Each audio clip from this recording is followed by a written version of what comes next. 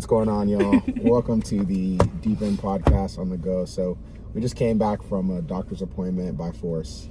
I haven't been to the doctor's in, I don't know, like 4 years. Why would you? 4 years. And so here I am. They poking me with stuff. See, poking me with stuff. And it's crazy. The doctor. This is what us wives have to go through. This is what us wives have to go through. It's crazy. The doctor literally came to me. I was telling her, my body mass index is higher than it needs to be. I gotta lose some weight. And then she tells me, she's like, oh yeah. I was like, when I seen your wife's waist, I was like, girl, your waist. I'm like, did she seriously Serving not? waist and face. And what about me? Was I not serving waist and face too? My goodness. That's not according to her statistics. I'm gonna get there. I'm gonna show that next. I'm gonna serve waist and face. You better believe that. She feeling my summer body. All right, but all jokes aside, before we head out and head back home, is it delusional that I wanted to get McDonald's after this? It's a celebration. She said my vitals were phenomenal. She said my vitals were good. What are vitals? Wait, what are vitals? What do the vitals? She put the thing on my finger. She said your vitals are phenomenal. What are the vitals? My vitals are phenomenal.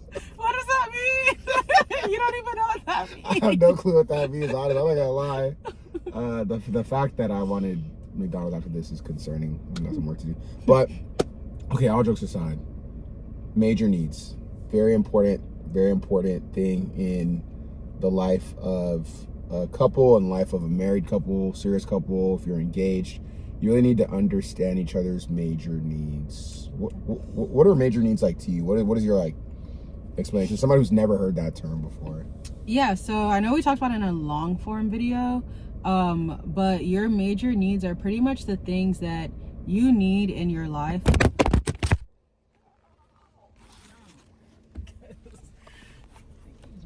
My goodness, this thing always falls. Paid money for nothing. For nothing. Yeah. But major needs are the things that are pretty much the needs that you have in your life that fill your cup. They keep you feeling secure. They keep you feeling fulfilled. They keep you feeling reassured. So for instance, we both have a major need for adventure. Yeah. And if we go long amounts of time without having some sort of adventure, some sort of adventurous, spontaneous, date or something. Yeah. If we go with a lack of that for a while, we start to feel it. We start to feel maybe a little sad. I know for me, I start to get a little sad. So doing adventurous, spontaneous things makes us feel fulfilled. It fulfills our individual needs, and it's a way for us to meet that together. Yeah. But yeah, they're just things that make you feel fulfilled, make you feel secure, make you feel reassured. And everyone has major needs, so. Yeah, definitely agree. I like what you said about the fulfilled part, because I think one thing a lot of people don't understand is that, like you said, all of us have major needs. Yeah. And these are going to help us to feel connected in our relationship, right? So if you're somebody who has a major need for reassurance and your spouse doesn't give you reassurance, think about how you feel, right? How unsafe you feel, how unfulfilled you feel, right? Mm-hmm. So it's these 5 to 10 major needs that we all have that get fulfilled, that help us to not only feel secure within ourselves, but also help us feel secure in the relationship and with our partner as well too. Mm-hmm. And what's cool is that obviously some of you know we have a platform called Deepen, and what's interesting is that our major needs shift, right? So especially when you're married, maybe you could have major needs when you first start dating, that then shift when you get engaged, that then shift when you're in a relationship. So unfortunately it's sad, but you hear a lot of couples say things like, I once knew my partner and all of a sudden we got married, and after the first couple of years, it seems like they're a completely different person. A lot of times, not only just their personality shifting and their love language is shifting, but it's actually those underlying 5 to 10 major needs that shifted, right? So maybe your partner had a huge need for safety. That's actually a huge need of mine. I think it's my number one need. Maybe you had a partner who has a huge need for safety when you first started dating, and all of a sudden you start getting into the relationship, you get married, and all of a sudden now they have a huge need for adventure. What's going to happen? Maybe they're going to start going out more. They're going to start wanting to travel more. And all of a sudden you're like, I don't recognize this person I got with. Mm-hmm. When in reality, it's just that those major needs underlying really shifted. Yeah. So. Yeah. And yeah, like you were saying there, it's important to understand your partner's major needs, because as you evolve, your needs are going to evolve, your partner's needs are going to evolve. So it's important that you do check-ins to see do you still have a need for this? Am I still able to meet it for you this way, or is there a different way that you want me to meet it for you? Yep. Because as you get older, as you experience new things, as you just evolve, things are just naturally going to change. So it's important that you stay up to date on each other's major needs, so that you still keep that connection. The other person still feels important, they still feel seen by you, they still feel taken care of, and even just for yourself as well too. So yeah, like learning what your new needs are and seeing different ways to meet them for yourself, different ways to ask your partner to meet them for you. And it gives you it gives you an understanding of your identity as well too, and like who you are, what is it you like, what is it you enjoy.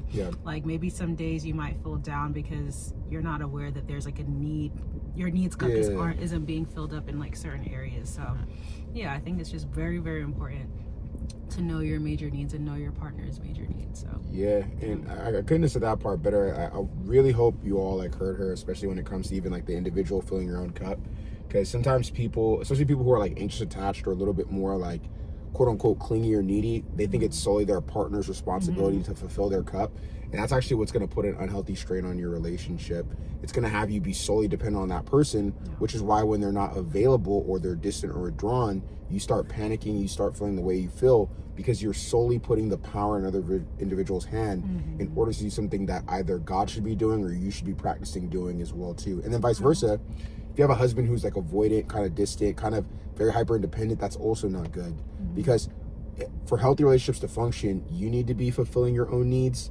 They need to be fulfilling their own needs, but they also need to be depending on you and the Lord to fulfill their needs, and vice versa as well too. But sometimes, especially avoidant husbands, withdrawn husbands can get very hyper independent, and there are even women who do this as well too. And you're not depending on your partner, which is going to hurt the emotional safety of your relationship. So you want to make sure, like she said, not only do you know what your major needs are, you know what your partner's major needs are, and then you know exactly, just like she put it, you know exactly what strategies and ways you like to fulfill your major needs, and they like to fulfill their major needs as well too. Basically, it's giving you like words to things that you've probably been feeling but didn't know how to. So for instance, if you find out you have a huge need for reassurance, you have a huge need for romance, you have a huge need for emotional connection, rather than saying like I'm just feeling distant, you can not only put words to these things, but you can also then say, hey, I like getting my need for emotional connection met by having 30 minutes uninterrupted conversation after work. Or I love getting my major need for romance met with you getting me flowers. You can physically, tangibly put words behind these things you're feeling, so that there's a better chance of your partner understanding and you understanding yourself too. Yeah, that was perfect. That's right. Like I love that last part. It's the understanding part that is very essential too, because like you said, it helps you put words to how it is, like what it is that you're feeling, what it is that you need, and that way you're able to actually communicate that to your partner, and you have tangible ways that they can meet it because you know what that need is. But if you don't know what that need is, then you don't know how to meet it. Then how are you going to let your partner help you meet it? So that understanding is very, very important. Very important. Very important. Shoot, that's pretty much it in a nutshell, to be honest. Anything else you have with like major needs or come to mind? I guess, I mean, this will probably be more of a longer video. It's how do you find out what your major needs are? Okay. And that might be for a longer video, since this is just on the go. All right, well, we gotta go. So we gotta go. So we'll go ahead and probably make that a longer video. And please let us know in the comments what topics you'd like to know about. We'd love to hear from you. Let us know how you and your partner have worked through major needs. If you have ever talked about major needs before, if you want us to go in more detail, because we really want to see all of you have those thriving, healthy kingdom relationships that we know the Lord wants for you. So, peace. Bye.